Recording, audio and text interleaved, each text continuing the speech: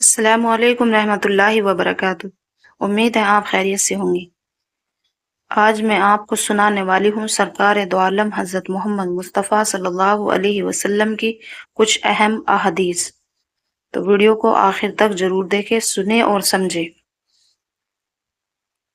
رسول اللہ صلی اللہ علیہ وسلم نے فرمایا کہ اللہ تعالیٰ فرماتا ہے، میرے بندے، بے شک جب تک تو میری عبادت کرتا رہے گا، مجھ سے مغفرت کی امید رکھے گا، میں تجھ کو معاف کر دوں گا۔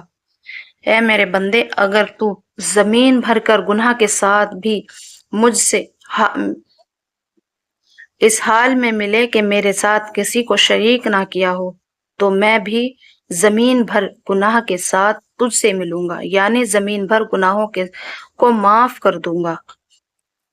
ہر حال میں نماز پڑھو۔ رسول اللہ صلی اللہ علیہ وسلم نے فرمایا، نماز کھڑے ہو کر ادا کیا کرو، اگر طاقت نہ ہو تو بیٹھ کر ادا کرو، اور اگر اس پر بھی قدرت نہ ہو تو پہلو کے بل لیٹ کر ادا کرو۔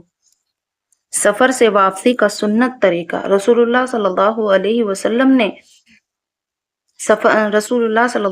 وسلم سفر سے واپسی آنے کے بعد پہلے مسجد جا کر 2 رکعت نماز ادا کرتے اور لوگوں سے ملاقات فرماتے، اس کے بعد گھر تشریف لے جاتے۔ اللہ کی ذات سے مغفرت کا یقین رکھنا۔ رسول اللہ صلی اللہ علیہ وسلم نے فرمایا کہ اللہ تعالیٰ فرماتا ہے، جس آدمی نے میرے بارے میں یہ یقین کر لیا کہ میں گناہوں کی مغفرت پر قادر ہوں، تو میں اس کی مغفرت کر دوں گا، اور مجھے کوئی پرواہ نہیں جب تک کہ وہ میرے ساتھ شرک نہ کرے۔ سود کھانا۔ رسول اللہ صلی اللہ علیہ وسلم نے فرمایا، آدمی کا جان بوجھ کر سود کھانا 1